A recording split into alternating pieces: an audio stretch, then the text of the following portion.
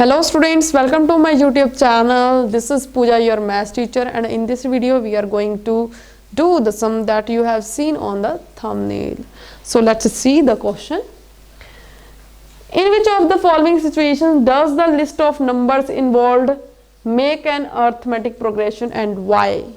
What is arithmetic progression? In short हम इसको क्या बोलते हैं? AP.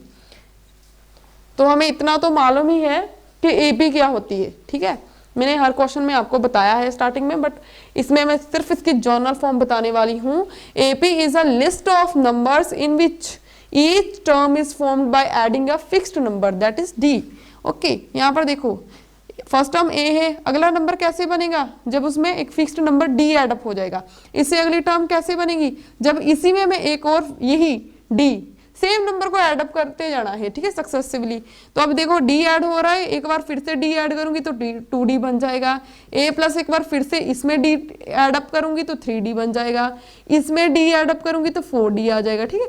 ऐसे ही ये चलती जाती है। तो ये होती है हमारी एपी, जिसमें ईच टर्म कैसे फॉर्म हो रही है when we add a fixed number D here. यहाँ पर हम डी ऐड अप कर रहे हैं, मोस्टली डी ही ऐड करते हैं, ठीक है। कॉमन जो ए डी जो डी है ना, फिक्स्ड नंबर, जो कोई भी नंबर होता है, बट बेसिकली इसे रिप्रेजेंट ऐसे ही करते हैं। तो okay, we know that what is AP. अब इस सिचुएशन को रीड आउट करके हमें ये बताना है कि ये वाली सिचुएशन जो लिस्ट ऑफ नंबर्स हमें दे रही है, क्या वो एपी है या नहीं, ठीक है, ये हमें चेक करना है। The amount of a money in the account every year when 10,000 rupees is deposited at a compound interest at 8% per annum। देखो क्वेश्चन को रीड आउट करके ही हमें पता चल जाता है कि ये एपी फॉर्म करेगा या नहीं करेगा। इसे देखकर पता चलता है एपी कैसे फॉर्म कर देगा। देखो ना, कंपाउंड इंटरेस्ट है 10,000 पे कंपाउंड इंटरेस्ट। देखो ये चैप्टर आपने 8th क्लास में किया होगा, ठीक है। तो आपको मालूम होना चाहिए कि कंपाउंड इंटरेस्ट क्या होता। अगर यहाँ पर कंपाउंड इंटरेस्ट की बजाय यहाँ पर सिंपल इंटरेस्ट लिखा होता, देन ही एपी फॉर्म करता। बिकॉज सिंपल इंटरेस्ट में इस 10% में एक बार एक इंटरेस्ट लगता है, एक अमाउंट हमें मालूम चल जाता कि कितना इंक्रीज होना है, तो हर ईयर उतना अमाउंट ही इंक्रीज होता। बट इन कंपाउंड इंटरेस्ट 10,000 पे फर्स्ट ईयर इंटरेस्ट लगेगा, ठीक है, 1 year after 1 year, but after 2 years जो सेकेंड ईयर में इंटरेस्ट लगेगा वो 10,000 पे नहीं लगेगा, वो इंक्रीज्ड हुए अमाउंट के ऊपर इंटरेस्ट लगेगा, ठीक है ना। So that's why her year जो अमाउंट इंक्रीज होगा, जहां बोलो कि एडअप होगा, वो ज्यादा होगा, ठीक है, फिक्स्ड नहीं होगा, वो ज्यादा होगा, वेरी करता रहेगा, ठीक है। अगर आपने 8th क्लास में ये कंपाउंड इंटरेस्ट, सिंपल इंटरेस्ट को अच्छे से समझा है, तो आप इस सिचुएशन को रीड आउट करके बोल सकते हो कि yes, this situation can never be form an AP, ठीक है, एपी नहीं फॉर्म कर सकती। तो अब हम यहाँ पर देखते हैं कि कैसे लिखा हुआ, तो आपको बुक्स पे भी मिल जाता है, तो यहाँ पर मैं ज्यादा लिखूंगी नहीं, सिर्फ हम इसकी अंडरस्टैंडिंग के लिए थोड़ा बहुत लिखेंगे, ठीक है। क्या है, देखो फिक्स्ड मनी हमारे पास 1000 है, तो प्रिंसिपल कितना है हमारे पास? 10,000, सॉरी 1000 नहीं है, 10,000 है, ठीक है। रेट कितना है? 8%, राइट। तो कंपाउंड इंटरेस्ट में जो हमारे पास अमाउंट आता है वो कैसे आता है? कैसे हमारे पास amount? Principal into 1 plus rate over 100, यही होता है ना। एंड यहाँ पर n होता है, तो n क्या होता है हमारे पास? Number of years. तो देखो अब जो लिस्ट हमारे पास बनेगी वो क्या बनेगी? प्रिंसिपल कितना है? 10,000, 1 प्लस रेट कितना है? 8 ओवर 100, ठीक है। यहाँ पर ईयर लगता है, फर्स्ट ईयर में 1 होगी इसकी पावर, ठीक है। तो अब देखो नेक्स्ट ईयर क्या हो जाएगा? 10,000 into 1 plus 8 over 100 into 2 years हो जाएगा। And next year 10,000 into 1 plus 8 over 100 3 years. तो ऐसे ही चलता जाएगा। अब देखो इसे ऑब्जर्व करके ही हम बोल सकते हैं कि इसमें कभी भी कॉमन डिफरेंस सेम नहीं आएगा, ठीक है।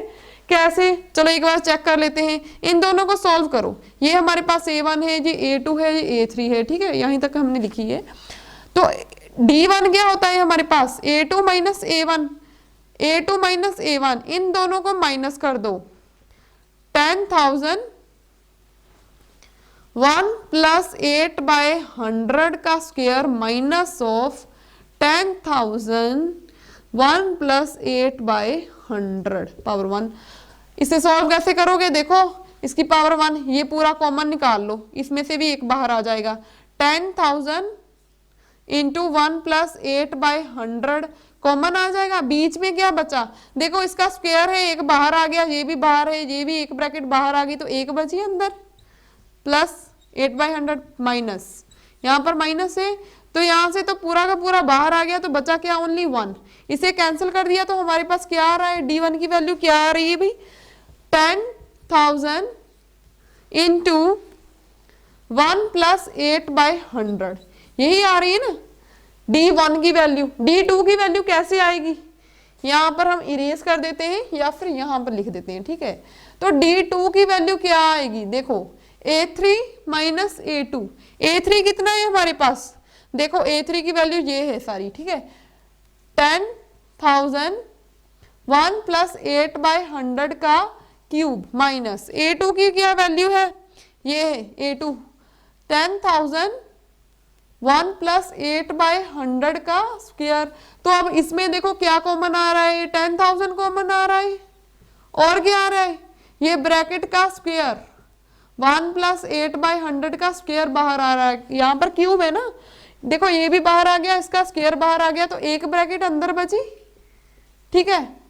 यहां से सारा बाहर आ गया तो -1 बचा, इसे भी कैंसिल करके 1 से 1 कैंसिल हो रहा है। देखो अब क्या बचा हमारे पास, 10,000 इंटू 1 प्लस 8/100 का स्क्वायर इंटू 8/100। देखो यहां पर देखो ये 1 तो नहीं है ना, इसे सॉल्व करके हमारे पास ये 1 तो कट गया था ना, बचा क्या था बीच में, ओके। 10,000 1 प्लस 8/100 के साथ बचा था ये 8/100। अब यहाँ पर देखो 10,000 के साथ 8/100 तो बच रहा है, यहाँ पर इस ब्रैकेट, ये अकेली ब्रैकेट थी, यहाँ पर पूरी ब्रैकेट का स्क्वायर है, तो यहाँ से आप देखकर बता सकते हो कि ये दोनों कभी इक्वल हो ही नहीं सकते, ये तो एक्स्ट्रा है, इसमें एक ब्रैकेट एक्स्ट्रा मल्टीप्लाई हो रही है, तो ये दोनों कभी इक्वल हो ही नहीं सकते। तो you can write here D1 doesn't equals to D2, so that's why the given situation can never be form an AP, okay। तो यहीं पर ये क्वेश्चन हमारा कंप्लीट होता है। तो मिलते हैं नेक्स्ट वीडियो में एक नए क्वेश्चन के साथ, तब तक के लिए गुड बाय, टेक केयर।